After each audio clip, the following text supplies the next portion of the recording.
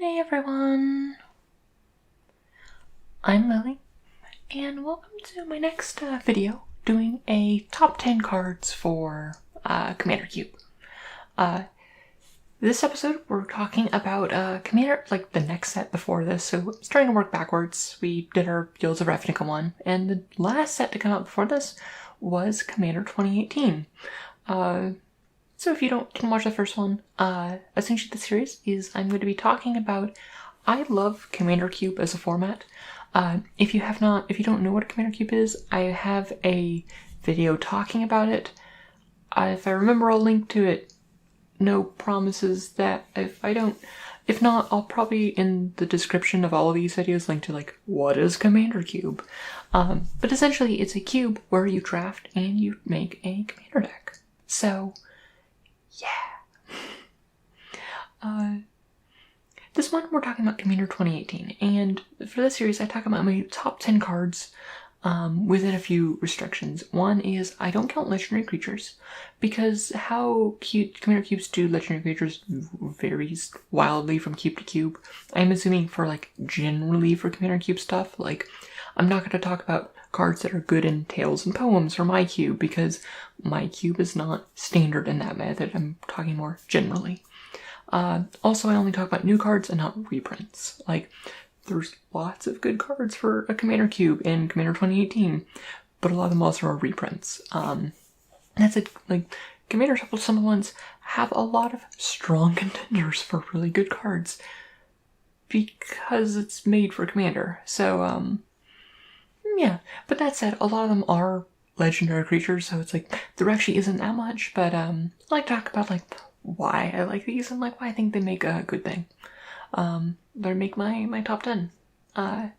So things I look for is I want cards that provide interesting gameplay, that promote, like, you open and you see like, oh, this is a really cool like build around card that I really want to like build into my archetype. These are cards for like Guilds of Ravnica, like Divine Visitation. And, what's the other one? Was a good build around one in a Thousand Year Storm. Like these big, like flashy ones. Another one is just like solid inclusions that you're happy to pick up. Those are a bit lower, like things that are good, like filling out. I'll have honorable mentions in some of these, which will be like cards that like are obviously good to put in a Commander Cube, but like don't do anything really new. Or don't do it like that much better. Like some things might be good enough they make it there. That's it this video. I don't have any honorable mentions because there isn't as much kind of filler stuff. A lot of them, the Commander products, they try to fill new space in the new cards. They just reprint them if they have some space they've already done. But yeah. And then finally, supporting red and white. Cards that are really good at supporting parts of the color pie that those two colors don't really get, to help push them up a bit more, because it's no secret that those are like the weakest two colors in Commander, and giving them a little bit of support is useful. So for Commander 2018, Commander 2018 was a very mixed result for in terms of players' opinion. I actually rather like Commander 2018. While the decks themselves, in terms of reprint value, wasn't too great, there was a lot of really cool new cards and a lot of like really asked for commanders. Like we finally got the Esper Zombie Commander, finally got a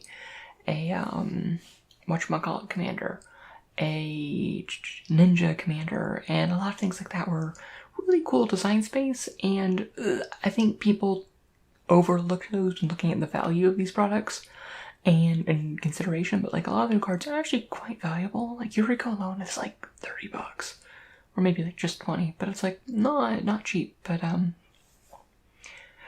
actually 2018 wasn't my favorite set of recent years, but that said, coming off of the heels of Commander 2016 and 2017 would have been a tall order for any set, to be honest. And it's still a really good set. So at number 10 we have Windgrace's Judgment, which is 3 black and a green for an instant. For any number of opponents, destroy target non-land permanent that player controls.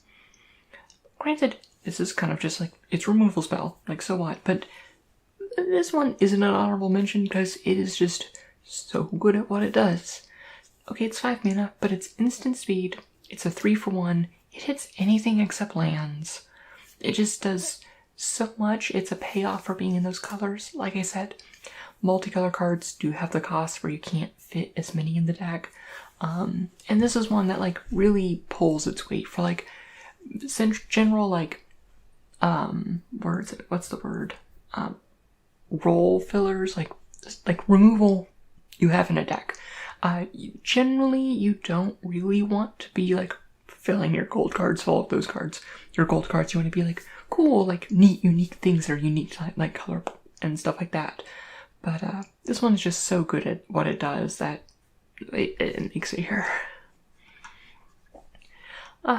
Next up we have Entreat the Dead, which is XX black black black for sorcery. But it also has Miracle for X black black. Return X target cards from your graveyard to the battlefield. So at its minimum, if you don't Miracle it and you cast it for 5, you just got a really bad, like your run-of-the-mill rate for resurrection spells, maybe a little more expensive for nowadays. But just the upside of being able to Miracle this, if you have any sort of top deck manipulation, and it's really one of those cards where Graveyard Matters is really a common archetype in Commander and Commander Cube, and this is just a really good card to help like support that. Also adding in kind of like the top deck manipulation aspect of that. Also just really cool art. I love the blues and the purples, and while that shouldn't be an aspect when it comes to putting cards in a cube, it's really nice. I like the look of it.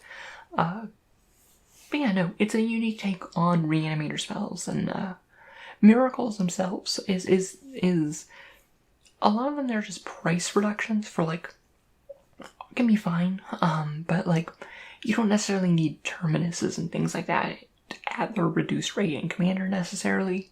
I mean, it's useful because they need to like replay out stage board and stuff like that, but this one is definitely a big like payoff to get that miracle within the context of Commander.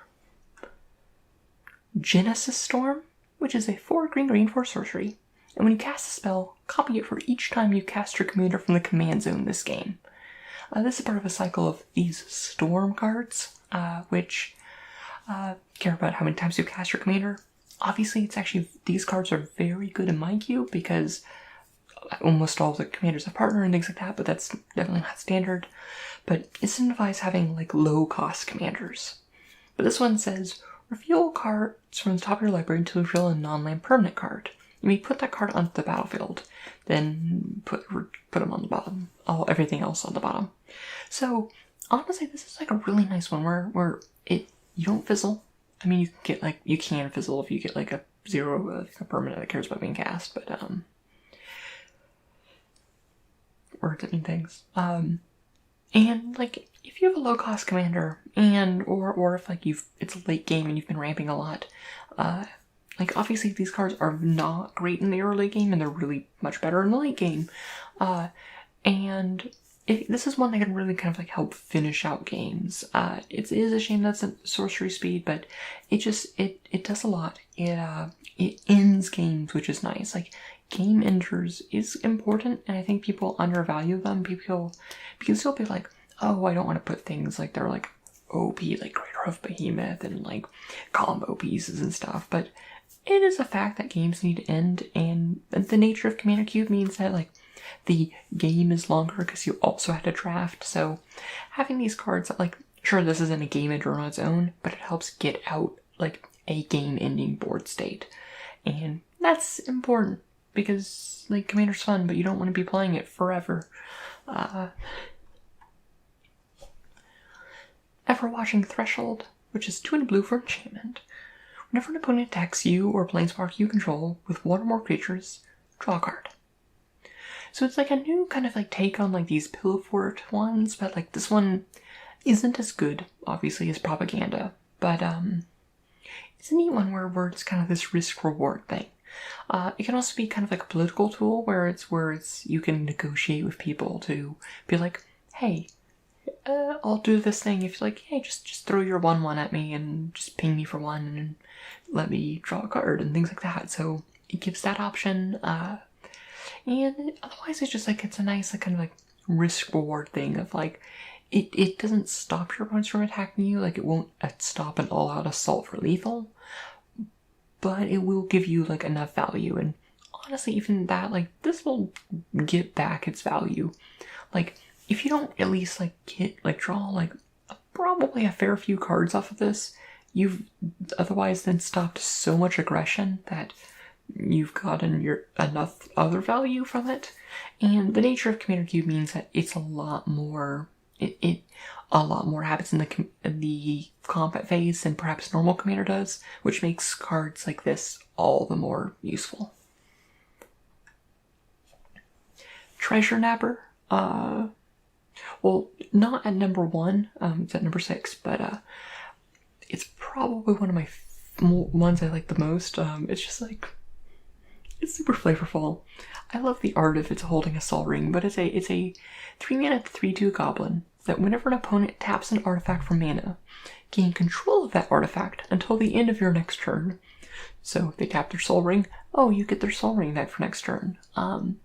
So in a sense, this is one of those ones that like helps get around one of Red's disadvantages, which is ramp. And this is this really weird source of ramp for them. And then have as like, I mean, there's also Red does have a fair amount of things that like sacrifice artifacts, but that's not really that huge on this. But yeah, like it's essentially kind of like a ramp source for Red. And you know, that's something that Red has struggled with, and it's a good thing. Also, it's great for the Vertex. The law of give-see backsies is respected by every noble pursuer of shiny things. Look at how happy he is. You can't say no to that face. Myth Unbound. It's 2 and a green for an enchantment. Your commander costs 1 less to cast for each time it's been cast in the command zone this game. Whenever your commander is put into the command zone from anywhere, draw a card. So it like halves the commander tax, which is very powerful, and just being able to like just draw cards off your commander deck is really nice. Like, this is one of those cards that it's very generically good. And I could see myself like first picking this and like being like not super excited about it, but it does leave me open, because it goes into almost any green deck. But yeah, no, it's and like that is a penalty against it. It doesn't really like inspire any sort of gameplay or find like new niche. Like drawing cards and reducing mana costs is something that green does, but manipulating the commander tax itself is such a unique ability that I think it's one of those things where it's like you're always happy to pick up this card, and that's a good place to be for like a mid-level, like midway through the pack card. Wrong way. Heavenly Blademaster, which is a 6-mana 3/6 flying double strike, which actually really pretty good stats. And when it enters the battlefield, you may attach any number of auras and equipment you control to it, so it automatically grabs everything you need. And other creatures you control get +1/+1 for each aura and equipment attached to Heavenly Blademaster. So it's this really cool kind of like, this is one of those like archetype defining ones. Like you could pick this up early and be like, you know what, I really want to build like an aura or artifact deck. And the fact that this one allows you to go either direction is really nice. Also she's hot, which is cool, but you know me, I'm always down for ladies in armor with swords. Yeah. Yeah, but like, this is one of those where it's not as high as something like Divine Visitation, because that one's like very much like changes the archetype itself and has its own idea. Like, you don't draft this and be like, oh, I'm drafting the Heavenly Blademaster deck. But it's one of those ones that can like key you into drafting this aura as an artifact deck. That it's definitely a really good one, and also kind of falls in that idea of like game enders, because you can slam this on the battlefield like game and put everything on here, like load them up with auras and stuff, and all of a sudden like your team pumps up, and yeah.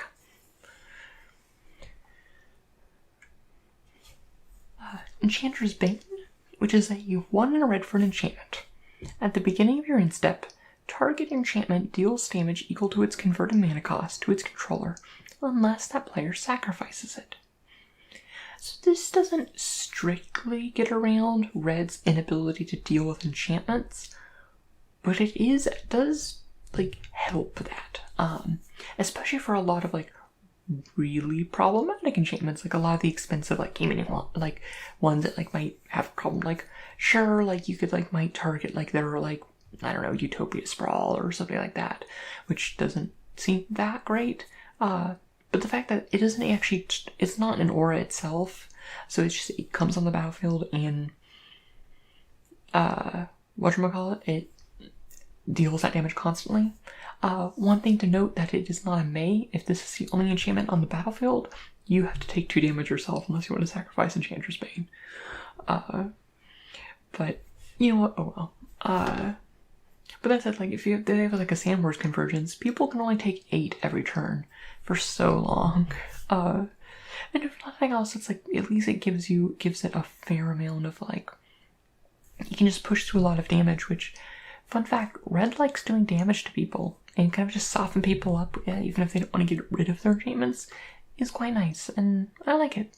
Yeah, no, it just gets around with that, like, getting rid of enchantment effect, or getting around red's weaknesses. Jeez, I keep going the wrong way. Sower of Discord for number 2, which is 4 black for a 6/6 demon with flying. And when it enters the battlefield, choose 2 players. Whenever damage is dealt to one of the chosen players, the other chosen player also loses that much life. So it's like a damage mirroring effect, but a very unique one. I love these like very like uniquely political cards where it's like you can choose like 2 players and like incentivize, like it creates a very like interesting dynamic and kind of like mess up the dynamic of the table and play with the politics of it, and I really like that. Like this is one that like isn't strictly super powerful and like isn't like an early pickup, but it does create very interesting and memorable situations on the battlefield. And as a creator of a cube, for me personally, one of the things I want to create is a fun gaming experience and like good like memories of that gaming experience. And these sort of like political cards really kind of like help and like imprint these like really cool moments and stuff. Like, yeah, like playing good value cards are really good, and like being able to like put out your Crater Hoof and like kill them is, yeah, it's better mechanically, but that doesn't lead to like memorable plays necessarily. And this is one of the ones that like really can mess up the politics of the table and like change the political balance of things, and I really like that. Oh, jeez, I keep going the wrong way. And finally, we have Coveted Jewel, which is a 6-mana artifact. When it enters the battlefield, draw 3 cards. You may tap it to add 3 mana of any one color. So it's like a super Gilded Lotus that also Ancestral Recalls. It's a Gilded Lotus strapped onto an Ancestral Recall. Or Ancestral Visions. I can never remember which one is which. I mean, they both draw 3 cards, so it doesn't matter. The analogy works for either, but I can never remember which is which. But whenever one or more creatures opponent controls attacks you and they are not blocked, that player draws 3 cards and gains control. Draws 3 cards and gains control of Coveted Jewel, and tap it. So, I've mentioned this before, but one of my favorite things for Commander, and especially like my Commander cube, is the Monarch Mechanic. I put it into almost all of my decks, and because the Monarch adds a very cool dynamic, and it also kind of like forces people to use the combat step, because I like the red zone, and a lot of Commander players being like, no, I don't want to attack you, I just want to go off and combo on my own. I just want to be like, no, you will hit me, and you will punch me, and you will like it. And this is kind of like its own like Commander effect. Not Commander, Monarch effect, but like on an artifact. But in a lot of ways, so much more powerful. Like, obviously there's a weakness to playing this, because like if you can't defend yourself, that's a lot of card advantage you're giving to your opponent. That said, you've already essentially kind of cantripped it, and it's a really cool like back and forth grabbing it, and yeah. It's just like, it's one of those ones where it just creates, it disrupts the political balance. It disrupts like the gameplay flow. It's like all of a sudden it's like, okay, it adds this like new aspect of consideration where it's like when you're attacking, like, okay, I could attack the person who's a threat, or I could attack this person and draw 3 cards and get 3 extra mana this turn. I also like how it's whenever an opponent attacks you and isn't blocked. So it's nice because it doesn't mean that like like a big trample creature, like you can still stop it from getting the jewel, unlike the Monarch Mechanic. But also like they have like attacking with like O-Force and being like, yes, my what's a good O-Force? My Shore Keeper. I guess it's an O3. And I don't know why I went with the Trilobite, but yes, my Shore Keeper. It won't do damage to you, but it will successfully steal your coveted jewel, so that's cool. But yeah. And that is it for Commander 2018 for my top 10. That's it, like, there weren't as many choices for because like the set itself isn't as large as a normal set, and but that said, a lot of these cards are really cool, and also a lot of them are actually really expensive and I don't have yet, like, or at least they're outside of like being cheap enough for my budget. But yeah, no, it's one of those things where it's Commander products are always like super exciting. It's my favorite product of the year, and like looking forward to Commander like spoiler season, things like that, because Commander is my favorite format. And there's a lot of cool things, like, that's it. I think the coolest thing from Commander 2018 were some of the new commanders, but just due to the nature of the series, I don't include commanders unless I have a very serious reason to do so. Just because commanders are handled differently from Commander Cube to Commander Cube, and it gets awkward and things like that. And also they're the easy choice to look at, but like, oh, look at this new commander. Like, if I did like include commanders, like most of the cards on this list would have been new commanders. So yeah. Well, I hope you enjoyed this video. I hope you're enjoying the series. I'm not gonna lie, I do it because it's actually kind of an easy series for me to do. That's like a little bit low effort. And sometimes I just need some of these videos to like fill out my weekly schedule. Yeah. Well, I hope you have a wonderful night. If you disagree with any of like, if you think like there's a card in the set that like really should have been higher on my rankings, no. I might have missed something. So who knows? But yeah. Well, I hope you have a wonderful night's sleep, and I hope you have wonderful dreams, and may your story smile upon you.